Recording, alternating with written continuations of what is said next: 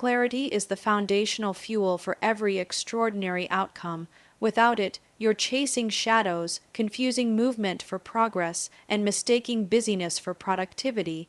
Clarity is not a luxury for leaders, it's the first, most non-negotiable step in building something that lasts. You cannot ignite your empire until you know exactly what you're building, why you're building it, and who you need to become in the process. Most people are operating in a constant fog. They wake up and hit the ground running, but they don't know where they're actually headed. Their goals are vague, their days are reactive, and their energy is scattered. They keep saying they want more, but more isn't a strategy, more isn't a plan. If you don't take the time to define the vision with precision, you will waste months, maybe years, chasing things that don't actually move the needle. Clarity is not about having all the answers right now. It's about making decisions from a place of alignment. It's knowing your vision is worth the discomfort of doing hard things. It's being able to filter every opportunity through the lens of, does this bring me closer to what I actually want, or is it just a distraction in disguise? When you're clear, your communication changes, your confidence increases, your leadership becomes magnetic. People follow clarity. Your team can feel when you're on fire for something specific. They can also feel when you're just winging it. And people don't stay loyal to uncertainty, they stay loyal to direction. Clarity demands stillness, and that's uncomfortable, especially for high achievers. Sitting still feels counterproductive, but here's the thing. Moving fast in the wrong direction is a form of sabotage. You need to slow down to ask the real questions. What am I building? Why does it matter? What does success look like for me specifically? What are the top 3 things I must do next? Most people skip these questions because they're hard. They require honesty, they force you to take responsibility, but responsibility is where the real power lies. The minute you stop blaming lack of time, lack of help, or lack of resources, and you start owning your lack of clarity, that's when your empire starts to take shape. Clarity also forces prioritization. You cannot do everything. You are not meant to. Empires are not built by saying yes to everything. They are built by saying no to almost everything. When you're clear, you stop wasting time on things that don't align. You start delegating better. You eliminate noise. You build your calendar around your mission, not your distractions. You finally give your full energy to what actually matters. And that's when momentum kicks in. But here's where it gets real. Clarity is not something you do once. It's something you refine constantly. As your business grows, your clarity has to evolve. As you evolve as a leader, your vision gets sharper. What made sense 6 months ago might not serve your next level. This is why self-awareness is not optional. You have to be willing to check in with yourself frequently and adjust as needed. You're not locked into the old version of your goals just because you said them out loud once. Clarity also affects your energy. It's hard to feel excited about a day that doesn't have a clear purpose. It's exhausting to grind through tasks that don't feel connected to anything meaningful. But when you know exactly why you're doing what you're doing, even the boring parts feel different. There's power in connecting the dots between the small task today and the big mission you're chasing. That's how you keep your fire lit. And if you're leading a team, clarity isn't just for you. It's your responsibility to pass it down. If your team is confused about what they are aiming for, that's on you. If people are misaligned, unclear on roles, uncertain about what success looks like, don't blame them. Look at your leadership. The clearer you are, the more empowered your team becomes. They will rise to meet the vision when the vision is compelling and consistent, but they will shrink when it feels vague or constantly shifting. That means you need to overcommunicate the vision. You need to repeat it until you're tired of saying it, and then say it again. You need to put the mission in your meetings, your goals, your metrics. It needs to live in your systems, your onboarding, your performance reviews. It's not fluff, it's fuel. So if you're feeling stuck, the first step isn't to work harder. It's to get still and ask, what does clarity look like right now? What's the next right move? What's actually essential? Because the people who build empires are not the busiest, they are the clearest. They don't just act, they act with intention. They don't just move, they move with purpose. So before you execute, before you hire, before you scale, get clear, because once you're clear, everything else becomes simple. Not easy, but simple, and simple is where empires begin. You cannot build an empire alone. You can have the best ideas, the most powerful vision, and the deepest drive. But if you don't have the right people around you, you will burn out before you ever break through. Your team is not just a support system, they are the power source that fuels your execution, multiplies your capacity, and expands your influence. If you want to move fast, go alone, but if you want to go far and sustain the journey, your team has to be strong, aligned, and empowered. Here's the truth most leaders avoid. Your business is a reflection of your team.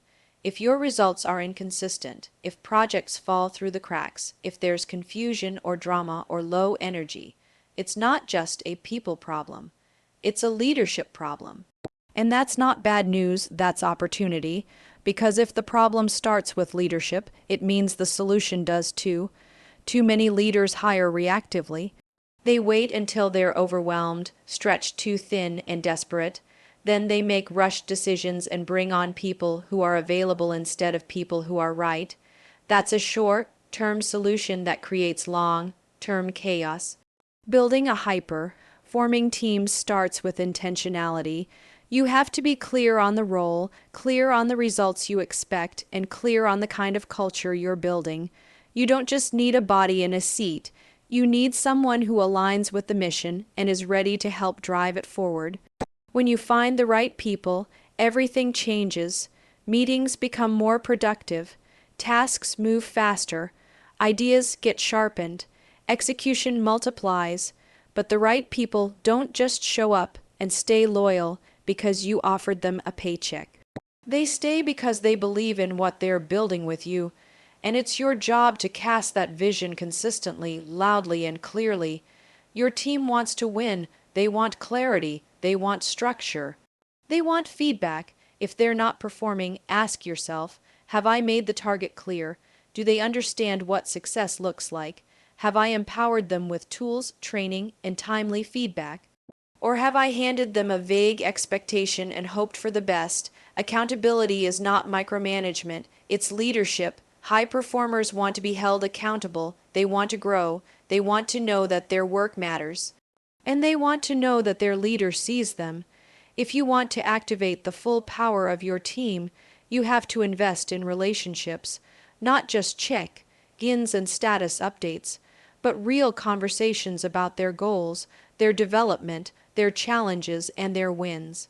Recognition matters, encouragement matters, consistency matters, and here's the part most leaders miss: your team doesn't just need direction, they need example.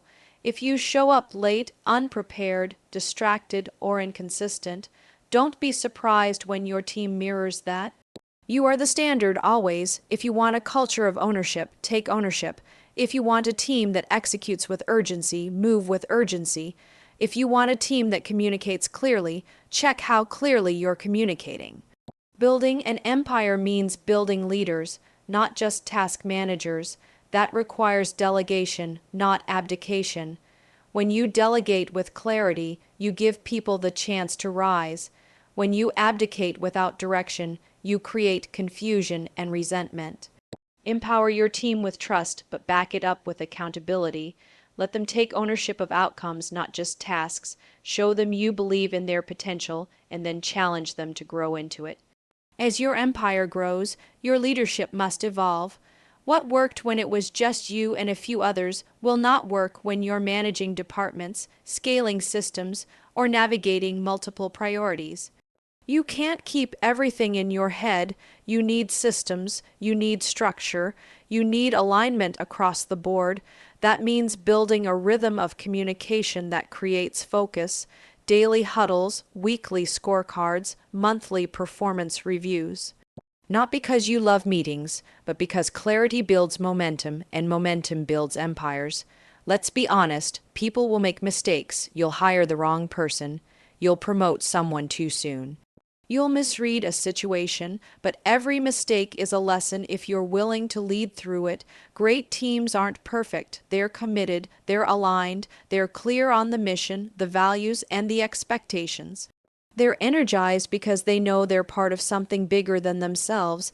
If you feel frustrated with your team, start by asking what they need from you. Leadership is not about control, it's about empowerment. It's about building a culture where people feel safe to speak up, take risks, and own their lane. That kind of culture doesn't happen by accident. It happens because a leader decided to be intentional. So ask yourself, am I building a team, or am I just hiring help? Am I empowering leaders, or am I creating dependency? Am I casting vision, or am I hoping they figure it out on their own? Your empire is only as strong as the people building it with you. Treat your team like the power source they are, fuel them, guide them, challenge them, trust them, and they'll help you build something far bigger than you ever could alone. Everyone has ideas, everyone has dreams, goals, and the desire to do something meaningful. But the difference between people who build something extraordinary and those who stay stuck in someday is simple: execution, not talent, not luck, not timing, execution. The ability to take consistent, focused action, especially when it's hard, inconvenient, or scary, is what separates the talkers from the builders. If you're serious about igniting your empire, you have to let go of excuses and start executing like your future depends on it, because it does. Excuses are sneaky. They show up as logic. They disguise themselves as strategy. Now's not the right time. I just need to fix a few more things first. I don't have enough help, money, followers, tools. You tell yourself these things so often that you start to believe them. But here's the truth: every time you give in to an excuse, you delay your destiny.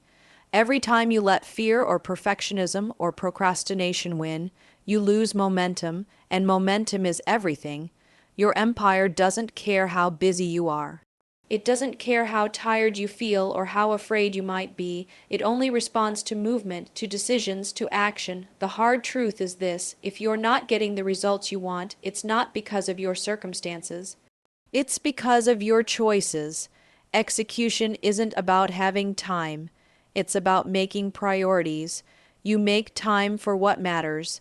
And if your empire truly matters, you'll stop explaining your way out of action and start doing the uncomfortable things required to move forward. This is not about hustling yourself into burnout. This is about building the muscle of follow through. You don't need to do everything at once. You just need to do the right next thing, without drama, without delay. Stop waiting for motivation. It's unreliable. Build discipline instead. Make commitments you keep even when you don't feel like it. Hold yourself to a standard that says, if I say I'm going to do it, I do it. That's how you earn confidence. That's how you build trust with yourself. That's how you become unstoppable. Execution is also about clarity. When you know exactly what needs to happen, it's easier to take action. But if you're overwhelmed, it's probably because you're trying to do everything at once, or you haven't decided what actually matters most. Sit down, look at your goals, break them into actionable pieces. Assign timelines, get specific, then do the first thing on the list, not the easiest thing, not the fun thing, the thing that moves the needle. And let's be real, some of those things are going to suck. Not everything in the process of building your empire is glamorous. Sometimes execution looks like making the hard call, rewriting the system, having the tough conversation, launching even when you're not 100% ready. Progress doesn't always feel good in the moment. But what feels better than temporary comfort is permanent growth. And you can't grow if you only act when it's convenient. One of the biggest excuses leaders make is waiting for perfection. They don't post because the content isn't polished. They don't launch because the product isn't perfect. They don't delegate because the process isn't dialed in. And meanwhile, weeks go by, months go by. And someone else with half the resources but twice the courage is out there making moves, taking market share, building momentum. Let this be the wake-up call. Done is better than perfect. Progress beats paralysis every time. You will figure it out as you go, but only if you go. Action creates clarity. Action creates results. Action creates opportunities. There are doors that will never open for you until you take the first step. If you lead a team, your relationship with execution is contagious. Your people are watching you. If you hesitate, they'll hesitate. If you avoid the hard stuff, they'll mirror that. But if you show up every day and execute, even when it's messy, even when it's hard, they will too. Culture is not what you say, it's what you do. You want a team that moves with urgency, move with urgency. You want a team that takes ownership, own everything, and when things don't go the way you planned, and they won't, you don't point fingers. You don't blame the algorithm, the economy, or your team. You regroup, you adjust, and you get back to executing. That's what builders do. They don't drown in failure. They learn fast, pivot smart, and keep going. At the end of the day, you have to decide what kind of leader you want to be, one who hides behind reasons or one who takes responsibility, one who's always planning or one who's always producing, one who watches others rise, or one who rises because they refuse to sit still. Your empire will only grow as fast as you execute, so stop explaining, start executing. Your future is waiting, and it doesn't wait forever. Culture isn't a poster on the wall. It's not the mission statement you printed in onboarding packets or the words you repeat in team meetings. Culture is what people do when no one's watching. It's the atmosphere your team feels the second they log in, walk into a meeting, or communicate with each other. It's the unspoken rules, the energy, the expectation, and the tone that you, as the leader, set every single day. If your culture is intentional, your team will catch fire. But if it's passive or unclear, it will quietly extinguish your momentum. Every empire has a fire at its core, something that fuels growth, ignites action, and attracts talent. That fire is culture. It is either your greatest asset or your silent liability. You can't see it on a spreadsheet, but you feel it in your results. If your team lacks urgency, ownership, or enthusiasm, you don't have a performance problem. You have a culture problem. Too many leaders think culture is something they'll get to later, after the launch, after the next hire, after the growth, but here's the truth, culture doesn't wait. It's being built every day, whether you're shaping it or not.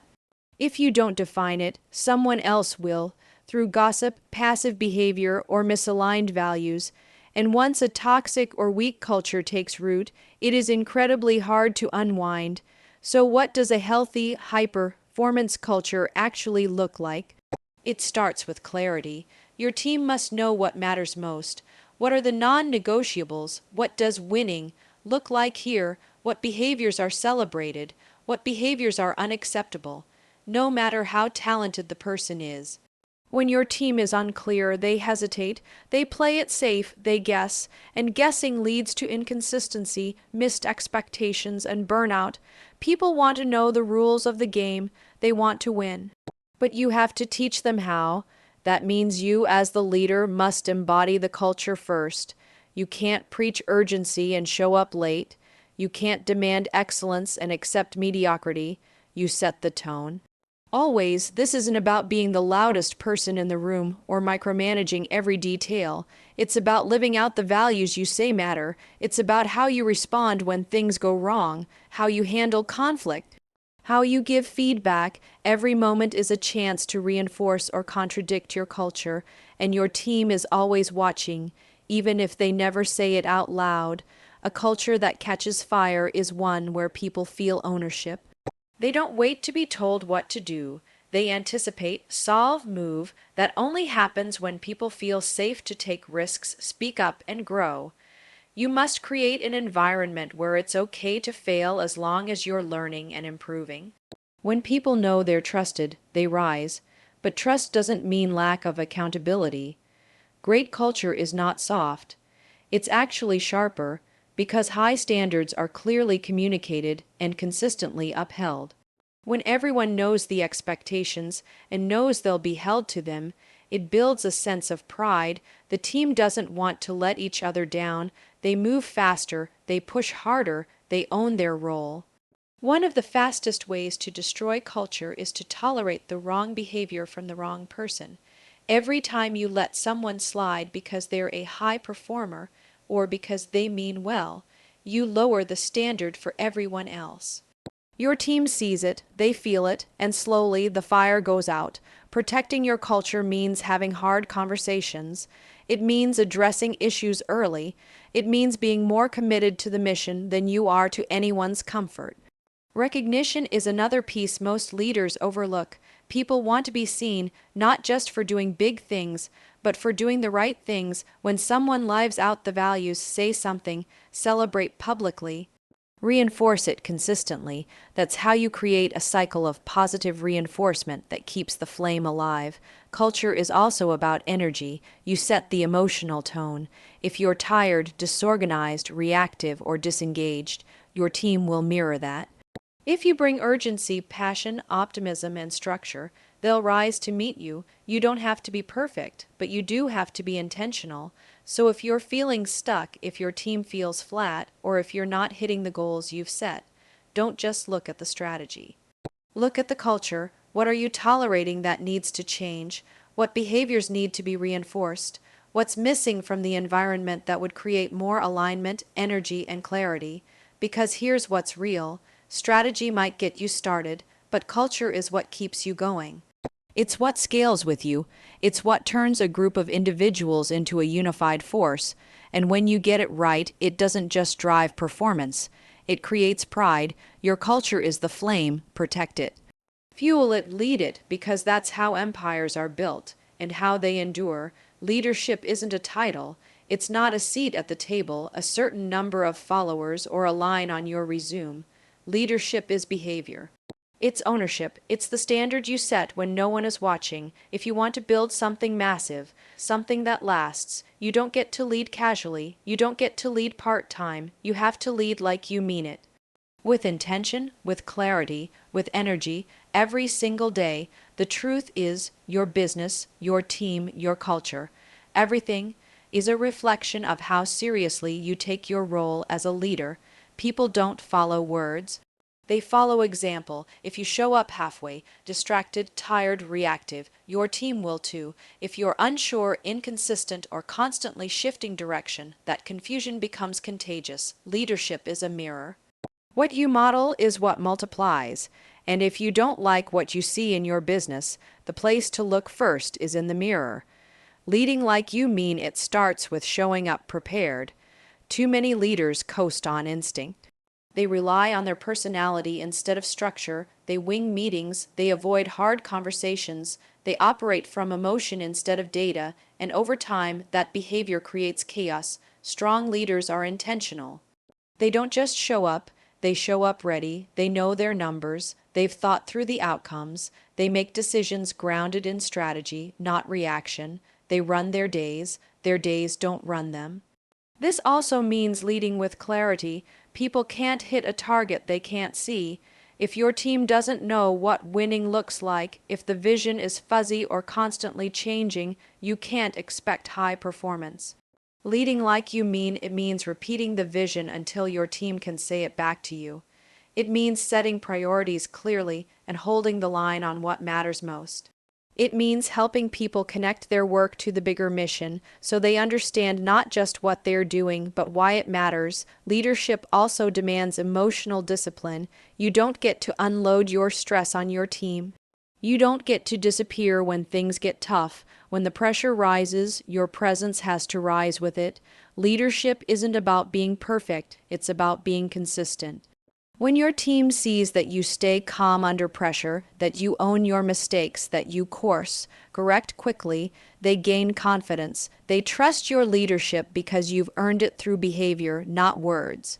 Another key piece, leading like you mean it means making decisions fast. Too many teams are stalled out because the leader is stuck in indecision, waiting for more data, more certainty, more time, but speed is a competitive advantage. You will never have 100% of the information. Great leaders move with what they know, make the call, and then adjust fast if needed. It's better to move and learn than to wait and fade. You also need to lead in how you develop people. Leaders build leaders. They don't hoard control. They don't make themselves the bottleneck. They create systems that empower others to make decisions, take ownership, and grow. If your team can't function without you, you're not leading, you're managing. And management will only take you so far. Your job is to coach, develop, challenge, and elevate the people around you so they can carry the mission forward at scale. Leadership requires accountability, both for your team and for yourself. When you say something matters, you better mean it. Follow through. Inspect what you expect. Address issues early. Celebrate wins loudly. But don't confuse being liked with being effective.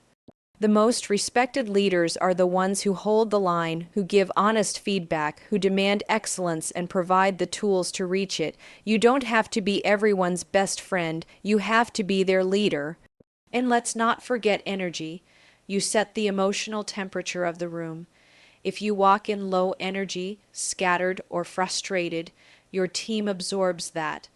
But if you walk in with focus, purpose, and conviction, they align with it. You don't have to be high energy all the time, but you do need to be intentional about how you show up, how you carry yourself, how you speak, how you listen. Every moment communicates something. Make sure it's the message you want to send. Leading like you mean it is not about perfection.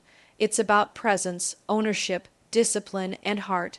It's knowing that every decision, every conversation, every behavior is either building your empire or breaking it down.